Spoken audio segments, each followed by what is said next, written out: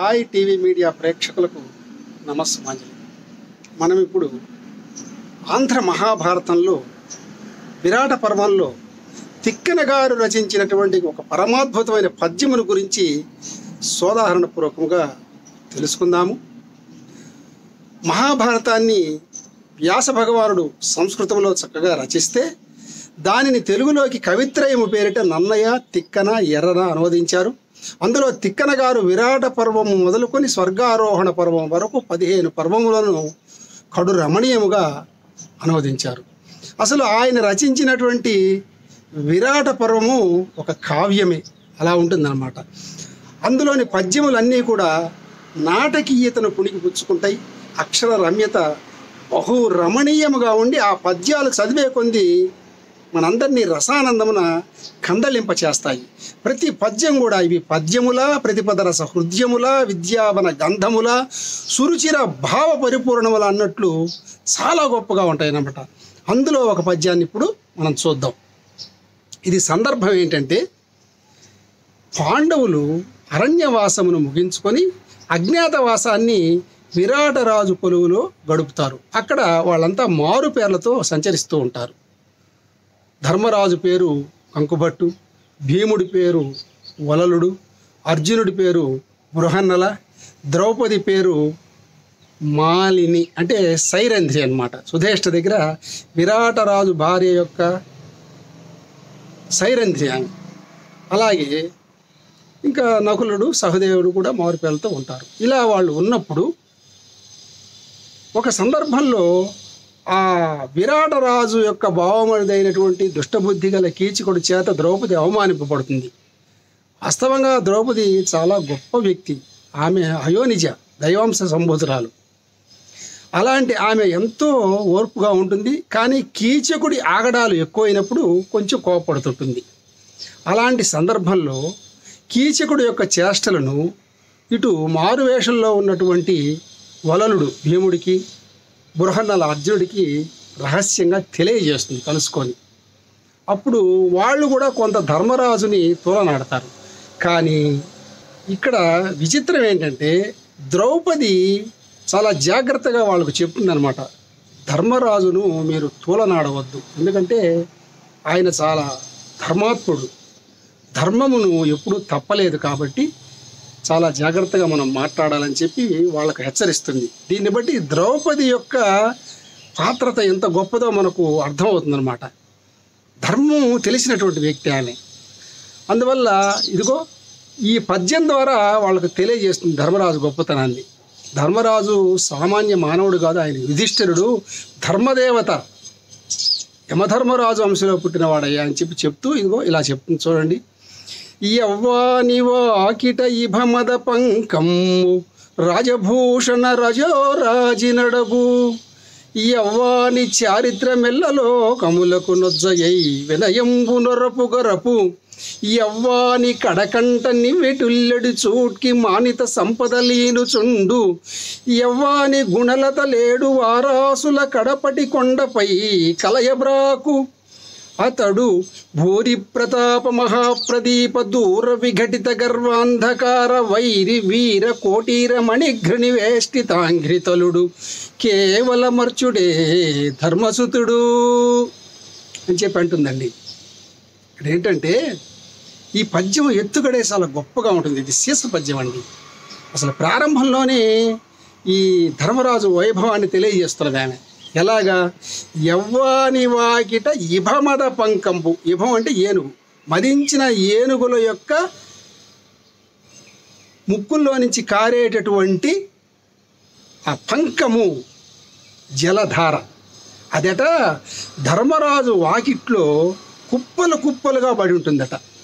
ఇభమద పంకంబు కుప్పలు కుప్పలుగా పడి ఉంటే ఎంతోమంది రాజులు వస్తారు, వాళ్ళు ఏనుగుల మీద వస్తారు. ఆ ఏనుగులన్నీ కూడా ధర్మరాజు గారు వాకిట్లో గట్టేస్తారు. ఎన్నో లెక్కకు మిక్కిలిగా ఉంటాయి ఏనుగులు. వాటిలో నుంచి కారేటటువంటి ఆ పంకము బురద మాదిరిగా ఉంటుందట, పెద్ద పెద్ద బురద కుప్పలై ఉంటుందట. అయితే తర్వాత ఏమంటున్నాడు? యవ్వాని వాకిట ఇభమద పంకంబు రాజభూషణ రజోరాజి నడగు, ఈ రాజులంతా ఏనుగుల మీద వస్తారు కదా, అనేక ఆభరణాలు ధరించి వస్తారు.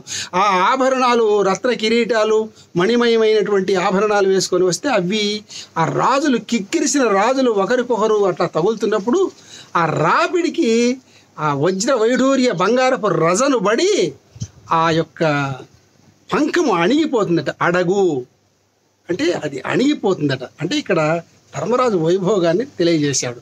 యవ్వాని వాకిట ఇభమద పంకంబు రాజభూషణ రజోరాజి నడగు, యవ్వాని చారిత్రమెల్లలోకములకు వజ్జయై వినయంబు నరపు గరపు. ఉపాధ్యాయుడి ప్రకృతి వజ్జా వికృతి కదా. అంటే ధర్మరాజు యొక్క చరిత్ర మనకు ఎలా అనిపిస్తుందంటే ఈ లోకానికి ఒక వినయ సంపన్నతతో కూడుకున్నటువంటి ఉపాధ్యాయుడి మాదిరిగా పనిచేస్తుందట. అతని చరిత్ర అలాంటిదట. యవ్వాని చారిత్ర మెల్లలోకములకు నొజ్జయి వినయంబు నొరకు వరకు, యవ్వాని కడకంట నివిడిల్లెడి చూట్కి మానిత సంపద లీనుచుండు. ధర్మరాజు గారి యొక్క చూపులు అంటే చూపులు దేని మీద పడితే అక్కడ సంపద వృద్ధి చెందుతుందట. అంటే ఆయన దృష్టి అలాంటిది. యవ్వాని గుణలతలు 7 వారాసుల కడపటి కొండపై కలయబ్రాకు. ఆయన గుణాలు గుణములు అనే లతలు సప్త సముద్రముల అవతల ఎక్కడో ఉన్న కొండ వరకు ప్రాకినయ్యట.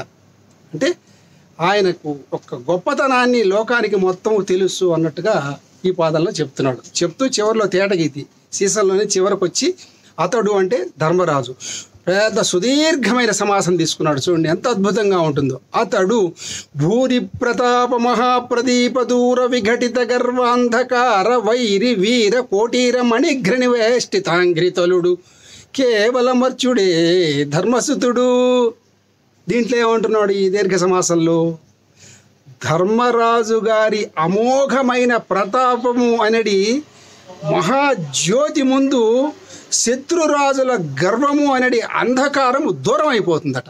చూడండి ఎంత గొప్పగా చెప్పాడు. గర్వం అణిగిపోయినటువంటి రాజులు ఎప్పుడూ ధర్మరాజు యొక్క కాళ్ళు మొక్కుతారట. ఎంత గొప్పగా చెప్పాయండి. అంటే ఆయన గొప్పతనాన్ని చెప్తున్నాడు. అలా సామంత రాజులందరూ వంగి వంగి ధర్మరాజుకు నమస్కరిస్తుంటే వాళ్ళ కిరీటాల్లో ఉండే మణుల కాంతి ధర్మరాజు పాదములకు చుట్టుకొని అందాన్ని ఇస్తుందట. ఆ కాంతి ఆయన కాళ్ళ మీద పడుతుందట. అంఘ్రిద్వయము అన్నాడు కదా కాళ్ళు. ఇది ధర్మరాజు గొప్పతనాన్ని వర్ణించే పరమాద్భుత పద్యం అండి. ప్రారంభంలోనే ధర్మరాజు వైభవాన్ని కళ్ళకు కట్టినట్టు ఈ సీస పద్యంలో నడిపించాడు తిక్కన గారు. అలాగే 2వ పాదంలో ఆయన స్వభావాన్ని, 3వ పాదంలో సంపదను, 4వ పాదంలో గుణగణాలను మరియు లాస్ట్లో అంటే చివరిలో కీర్తిని తెలియజేశాడు. అలాంటి పరమాద్భుతమైన పద్యము. ఇలాంటి అనఘరత్నాలు మనకు విరాట పర్వంలో చాలా ఉన్నాయండి.